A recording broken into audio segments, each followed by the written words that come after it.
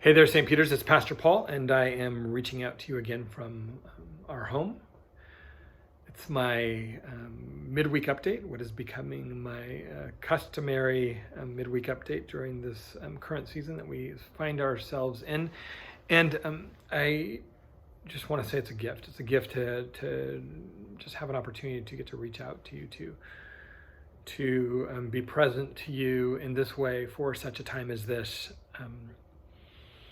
Who would have thought a month ago that we would be having to kind of adapt and create and recreate and kind of live and lean into some very new ways of being. We are very fortunate to have access to the resources and the technology and the pools of talent that we do that enable us to be able to come to you in these ways during this current coronavirus season. And some of the ways are new to us, really new to us, and some of the ways, we've dipped our toes in, and we've definitely, gone several degrees deeper. But we believe that it's presenting opportunity, that every challenge presents opportunity. And so that's where we've tried to reside. We do find ourselves on the other side of Easter Sunday. And, my heart is grateful. My heart is grateful to each of you individually and together for the ways in which you have prayed for us, encouraged us, supported us, trusting us that we would that God would bring about meaningful offerings in and through us as a leadership for such a time as this. And so I want to say thank you. Thank you also to the staff, the talented and committed staff who has poured heart and soul into bringing offerings to bear. I want to say thank you to the equally talented elders of our session. I want to say thank you to our deacons and other caring ministries. I want to say thank you to other lay leaders and members who have brought gifts to bear in this season, throughout this entire Lenten season and into Holy Week, and certainly on Easter Sunday. There were very meaningful offerings that came into your homes, were brought into your homes to meet you where you're at. And I'm deeply grateful for anyone whose fingerprints, voice, gifts had a place in any part of those offerings. And what a glorious Easter Sunday, right?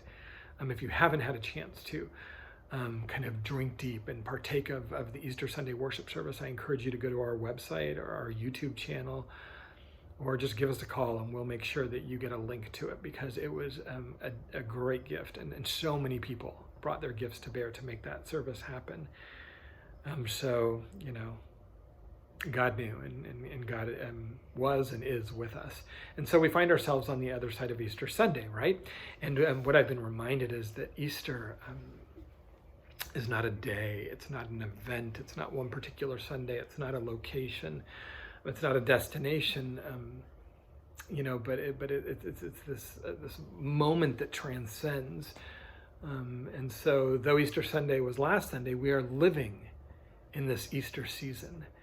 And one of my neighbors, one of our good friends, our neighbors, she shared a story with me that was written. It's an adaptation of a Dr. Seuss story that I think most of us are very familiar with. And it basically tells the story of Easter and Christian Easter, but particularly in light of this Easter, this year, 2020. And so, I particularly appreciate that she shared it with me, because she's someone who pushes me in questions of faith and asks honestly. And I love that about her, and I love that about our friendship. And so it was just particularly meaningful that this was given to me by her. So I want to share the first part of this story with you. Then I want to just pause for a moment and maybe offer a reflection or two. And then I want to finish the story, and then kind of send us from there. So the story is called How the Virus Stole Easter. And certainly, like I said, there's a nod to Dr. Seuss here. So that's good. And the author's name, just so I give proper credit where credit's due, is Christy Bothur. Christy Bothur. So listen. 'Twas late in 19 when the virus began, bringing chaos and fear to all people, each land. People were sick, hospitals full, doctors overwhelmed, no one in school. As winter gave way to the promise of spring, the virus raged on, touching peasant and king. People hid in their homes from the enemy unseen. They YouTubed and Zoomed, social distanced and cleaned. April approached and churches were closed. There won't be an Easter, the world supposed. There won't be church services and egg hunts, they're out. No reason for new dresses when we can't go about. Holy Week started, as bleak as the rest. The world was focused on masks and on tests. Easter can't happen this year, it proclaimed. Online and at home, it just won't be the same. Maundy, Thursday, Good Friday, the days came and went. The virus pressed on, it just would not relent. The world woke Sunday and nothing had changed. The virus still menaced the people estranged. Pooh-pooh to the saints, the world was grumbling. They're finding out now that no Easter is coming. They're just waking up. We know just what they'll do. Their mouths will hang open a minute or two, and then all the saints will all cry boo-hoo. That noise, said the world, will be something to hear. So it paused, and the world put a hand to its ear. And it did hear a sound coming through all the skies. It started down low. Then it started to rise.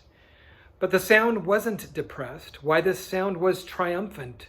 It couldn't be so, but it grew with abundance.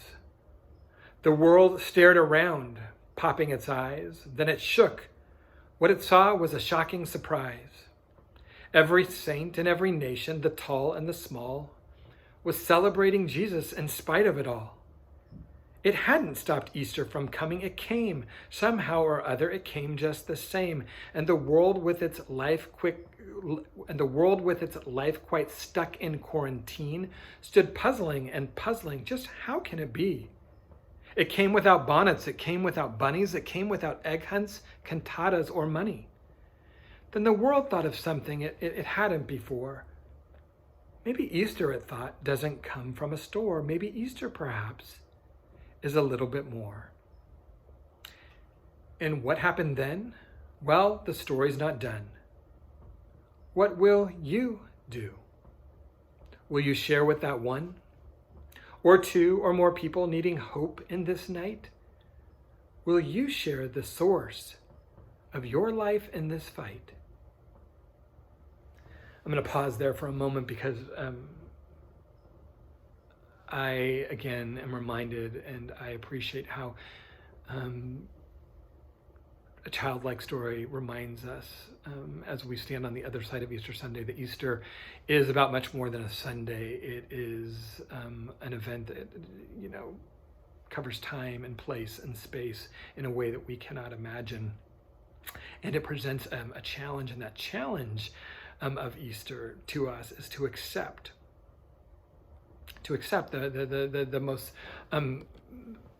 startling, the most surprising, the most transformative truth that we can know, and that is that in Jesus Christ, we too have been resurrected, and that we too are given a chance, a new opportunity, a new day.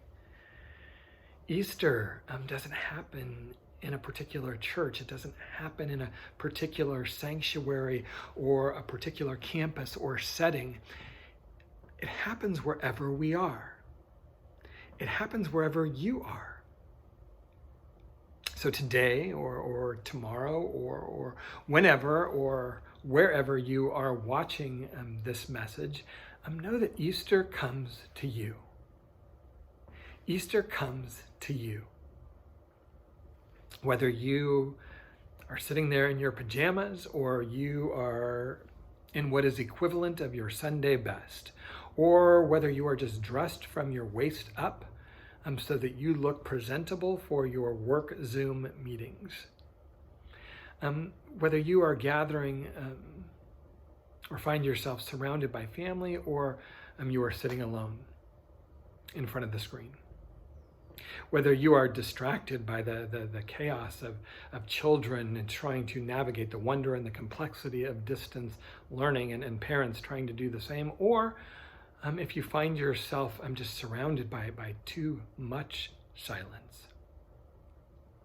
Whatever your reality, remember this witness of Scripture. Remember this witness of the gospel.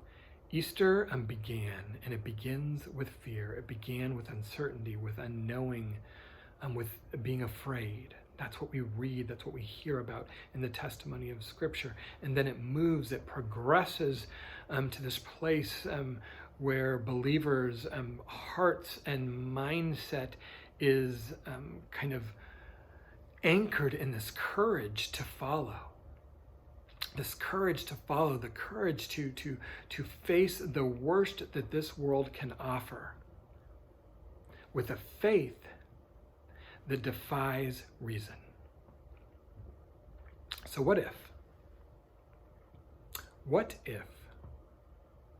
What if the marquees in front of our churches, what if the banners in front of our churches, the reader boards in front of our churches, what if in this season, those reader boards, banners, marquees, what if they just had 4 simple words on them in this season? Jesus is not here.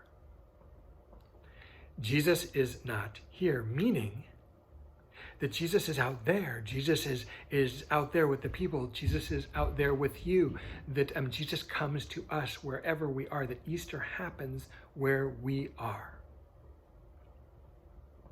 So I want to just read the conclusion of this story because I think it kind of sends us with a great message and kind of anchors us in a place to keep on keeping on together. So she continues, "The churches are empty, but so is the tomb. And Jesus is victor over death, doom, and gloom. So this year at Easter, let this be our prayer as the virus still rages all around everywhere. May the world see hope when it looks at God's people. May the world see the church is not a building or steeple. May the world find faith in Jesus' death and resurrection. May the world find joy in a time of dejection. May 2020 be known as the year of survival. And not only that, let it start a revival." I love that. Let it start a revival. Let it start a revival in us and through us and for this world that God so deeply loves. My friends, you are loved. You are prayed for. Even those of you who may be viewing this that I've never met before, you are loved and you are prayed for. We are here for you. Virtual hugs to all of you. And I look forward to the next time that we can meet in person again. But until then, let's keep on keeping on. Let's keep on believing and doing the mission and ministry that Jesus has set before us for such a time as this. And just so you know, you're in good company. I'm dressed for this message from the waist up. So, love to y'all. Peace out. See you soon.